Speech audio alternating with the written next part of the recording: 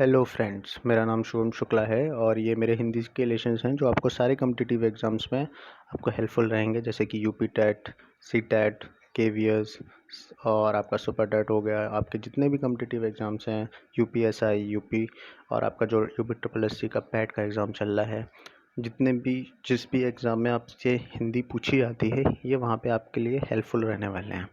चलिए आगे बात शुरू करते हैं। तो हिंदी में सबसे पहले जो चैप्टर की शुरुआत हम करने वाले हैं वो वर्णमाला है। तो वर्णमाला शुरू करने से पहले कुछ चीज़ें हैं, उनके बारे में हम थोड़ा सा समझ लेते हैं। यहाँ से मैं पेन लेता हूँ। हाँ, तो उच्चारण के आधार पर भाषा की सबसे छोटी इकाई जो है वो ध्वनि होती है। अगर आपसे पूछा जाएगा कि भाषा की सबसे छोटी इकाई क्या है, तो वहाँ पे ये चीज़ भी ध्यान देनी है आपको कि उच्चारण के आधार पर पूछ रहा है या लेखन के आधार पर पूछ रहा है। अगर उच्चारण के आधार पर बात कर रहा है तो वो सबसे छोटी इकाई ध्वनि होगी आपकी, और उसके बाद अगर वो लेखन के आधार पर बात कर रहा है तो उसकी सबसे छोटी इकाई जो है वो वर्ण होगी। ठीक है, आगे बात करते हैं। वर्ण मिलकर क्या करते हैं? अक्षर का निर्माण करते हैं, और अक्षर जो है वो आपके मिलकर शब्द बनाते हैं। शब्द और पद क्या है? एक ही चीज़ है, लेकिन शब्द का अस्तित्व क्या होता है? वो स्वतंत्र रूप से होता है, शब्द किसी पे डिपेंडेंट नहीं होता। जबकि पद जो है वो बाकी के अंतर्गत आता है। मतलब पूरा एक पद होगा, जैसे कि वह जाता है, तो वह जो है आपका एक वर्ड शब्द हो गया, लेकिन जाता है ये क्या हो गया? एक पूरा पदबंध हो गया। ठीक है, पद हो गया। उसके बाद बात करेंगे आगे कि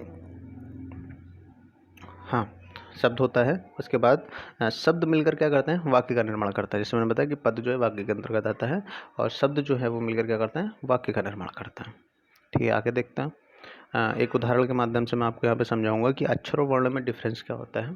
तो उदाहरण जैसे कि राम को हमने तोड़ा, तो रा और माँ में तोड़ने के बाद ये दो अक्षर मिल गए हमको, एक रा और एक माँ। ठीक है, इन अक्षरों को हम और भी तोड़ सकते हैं, किसमें? वर्णों में तोड़ सकते हैं। तो वर्ण में जब हम इसे तोड़ेंगे तो रा, आ, मा, आ। ठीक है, तो ये जो हलंत वाला रा लगा हुआ है, ये हलंत वाला माँ लगा हुआ है। हलंत लगने का मतलब होता है कि अक्षर का आधा हो जाना। तो जो हमारी वर्णमाला होती है उसमें शुद्ध रूप अगर लिखा जाएगा वर्णों का, तो वो हलंत लगाकर ही लिखा जाएगा। जैसे कि का के नीचे हलंत आएगा। ठीक है, इस तरीके से।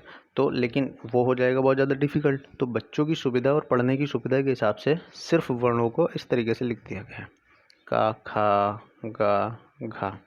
ठीक है, तो यहाँ पर रा, आ, मा और आ, ये क्या हो गया? आपके 4 वर्ण हो गए। अब वर्णों को इससे ज़्यादा जो है वो तोड़ा नहीं जा सकता। ठीक है, अब यहाँ पे बात करेंगे कि वर्णमाला की। अगर आपसे कोई परिभाषा पूछ देता है कि वर्णमाला किसे कहते हैं, उसकी परिभाषा बताइए, तो आप बताएंगे कि वर्णों के व्यवस्थित व क्रमबद्ध समूह को वर्णमाला कहते हैं। वर्णमाला के क्या होते हैं? खंड नहीं किए जा सकते। चलिए आगे बढ़ते हैं।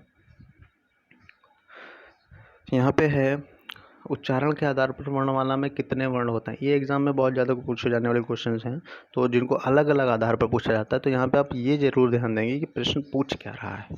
अगर उच्चारण के आधार पर बात करेगा तो वर्णमाला में 45 वर्ण होते हैं। अगर जिसमें आपके 10 स्वर, 35 व्यंजन, 4 संयुक्त व्यंजन होते हैं।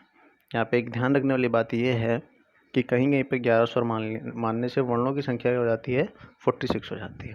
अब जब आपसे लेखन के आधार पर बात करेगा कि लेखन के आधार पर बताइए वर्णमाला में कितने वर्ण होते हैं, तो 52 वर्ण होते हैं, जिसमें 13 स्वर, 33 व्यंजन, 4 संयुक्त व्यंजन और 2 द्विगुण व्यंजन होते हैं। द्विगुण व्यंजन क्या है? जैसे कि डा और एक नीचे बिंदी लगाई, ये वाला डा। ठीक है, तो ये जो है यहाँ पे आप समझ लीजिए थोड़ा सा, एक ये डा और एक ये डा। ठीक है, इस तरीके से एक ये ढा और एक ये ढा, तो ये क्या होता है? द्विगुण होता है। ठीक है, तो इनको बोलेंगे हम द्विगुण। आगे अब यहाँ पे एक चीज़ आप भी ध्यान रखें कि कन्फ्यूज़न हो जाए बहुत ज़्यादा कि क्या करें हम, कि अगर मान लो कहीं पे कन्फ्यूज़ हो गया कि प्रश्न में कौन से ऑप्शन को टिक लगाएं, कि कौन से 52 वर्ण लगाएं या 45 वर्ण लगाएं। वैसे उच्चारण के आधार पर बोलेगा तो 45 वर्ण लगाने हैं आपको, लेखन के आधार पर बात करेगा तो 52 वर्ण लगाने हैं आपको। तो सरकारी किताबों में जो है वो 49 वर्ण दिए गए हैं। प्रश्नों में ज़्यादा वाले ऑप्शन को आप टिक लगा सकते हैं।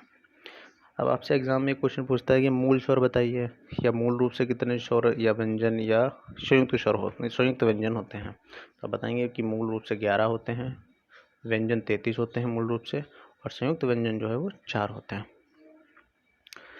अब यहाँ से शुरुआत होती है कि वर्णमाला वो कितने भागों में बांटा गया है और वर्णमाला के बारे में आगे बढ़ते हैं। तो वर्णमाला को 2 भागों में बांटते हैं, एक स्वर, एक व्यंजन। ठीक है, स्वर क्या है? स्वतंत्र रूप से या बिना किसी बाधा के बोले जाने वाले वर्ण स्वर कहलाते हैं। और इसमें कोई भी बाधा नहीं होती, इनको बोलने में कोई भी आपके उच्चारण में दिक्कत नहीं आएगी। ठीक है, स्वर आप आराम से आ, ई, ऊ, ज़िर इस तरीके से आराम से बोल सकते हैं। ठीक है, फिर आप बात करते हैं कि स्वर कितने प्रकार के होते हैं। तो स्वरों को दो तरीकों में बांटा गया है। एक तो आपका उच्चारण समय मात्रा के आधार पर, ठीक है, और एक आपका जो बांटा जाएगा आगे नाक व मुख से वायु निकलने के आधार पर। तो पहले हम बात करेंगे उच्चारण समय या मात्रा के आधार पर। तो उच्चारण समय मात्रा के आधार पर 3 प्रकार में बांटा गया है, लघु स्वर, दीर्घ स्वर और प्लुत स्वर। इसके बारे में पढ़ते हैं हम कि लघु स्वर को हम क्या बोलेंगे? ह्रस्व स्वर भी बोला जाता है। इनके उच्चारण में कम समय अर्थात क्या होता है, एक मात्रा का समय लगता है, जैसे आ, ई, ऊ, ज़िर। ठीक है, उसके बाद जब दीर्घ स्वर की बात करेंगे तो इनके उच्चारण में क्या होता है, लघु स्वर से ज़्यादा अर्थात 2 गुना समय लगता है या 2 मात्राओं का समय लगता है। जैसे कि उदाहरण के लिए आ, ई, ऊ। ठीक है, अब यहाँ पे संयुक्त स्वर जो है वो दीर्घ स्वर के अंतर्गत ही रखे गए हैं। जो आपका नया अपडेट आया है उसमें ये चीज़ है। अगर कहीं कहीं पे वो संयुक्त स्वर को अलग मान लेते हैं तो हम 4 प्रकार के वहाँ पे लिखा होता है आपका स्वर है, परंतु अब जो है वो नए सिलेबस के अकॉर्डिंग अब 3 प्रकार के ही स्वर मानेंगे। संयुक्त स्वर को दीर्घ स्वर में रखा गया है। संयुक्त स्वर में क्या होता है आपका ए ओ औ। ठीक है, तो ए क्या है, आ प्लस ई मिलके ए बनाते हैं, आ और ए मिलके ए बनाते हैं, और आ प्लस ऊ मिलके ओ बनाते हैं, और आ प्लस ओ मिलके औ बनाते हैं। अब बात करते हैं तीसरे स्वर की, जिसको प्लुत स्वर बोलते हैं। इनके चरण में दीर्घ स्वर से ज़्यादा समय लगता है, अर्थात 3 मात्राओं का समय लगता है। मतलब इसको थोड़ा सा खींच के बोला जाता है। जैसे कि अपना रामायण या जो भी धार्मिक ग्रंथ होते हैं उनमें आपने देखा होगा कि किसी किसी शब्द को इस तरीके से लिखते हैं, राम, ओम। तो ये क्या थोड़ा सा खींच के बोला जाता है। तो ये क्या है, त्रिमात्रिक भी इनको कहते हैं। ये प्लुत स्वर होते हैं आपके, जिनका इस्तेमाल अब आजकल लगभग ख़त्म हो चुका है। आपको कभी कभी किसी धार्मिक किताब में, रामायण चौपाई में आपको देखने को मिलेंगे। ठीक है, आगे बात करते हैं नाक व मुख से वायु निकलने के आधार पर। तो नाक व मुख से वायु निकलने के आधार पर स्वर जो है वो 2 प्रकार के हैं, आपका निरानुनासिक और अनुनासिक। तो निरानुनासिक में क्या है, इसके उच्चारण में वायु केवल मुख से निकलती है। ठीक है, यहाँ पे आपसे नाक से नहीं निकलेगी, तो आप इसको ऐसे याद रख सकते हैं कि निरानुनासिक, क्योंकि निरानुनासिक नाक से नहीं निकलता। ठीक है, मुख से निकलता है। तो आ, ई, मतलब इसमें आपके जो भी स्वर हैं आ, ई, आ, ई, ऊ, ज़िर। ठीक है, उसके बाद अनुनासिक स्वर की बात करेंगे। इनके उच्चारण में वायु मुख व नाक दोनों से निकलती है, उसको हम अनुनासिक स्वर कहते हैं। जैसे कि आपने आ, ई, तो ये चंद्र बिंदी वाले जितने होते हैं ये आपके अनुनासिक स्वर में आते हैं। ठीक है, आज हमने स्वर के बारे में सारी चीज़ें पढ़ ली हैं। अब कल की क्लास में हम व्यंजन को उठाएंगे, उसके आगे जो आपका इसके 3 पार्ट रखूँगा मैं। तो ये स्वर हो गया, अगली वाली क्लास में आपका व्यंजन रहेगा। अगली वाली क्लास में आपके जो उच्चारण स्थान होते हैं, उच्चारण स्थान जो आपके पेपर में बहुत ज़्यादा पूछे जाते हैं। ठीक है, उच्चारण, यहाँ पे थोड़ा सा राइटिंग का रहेगा, उच्चारण स्थान। ठीक है, जिसमें आपका कंठ में कौन सा आता है, कंठ, तालव्य, मूर्धन्य, दंतोष्ठ। तो ये आपका तीसरी क्लास में मैं एक टेबल के रूप में आपको बहुत ईजिली समझा दूंगा, जहाँ पे आपको बिल्कुल भी कोई दिक्कत नहीं होने वाली है। धन्यवाद।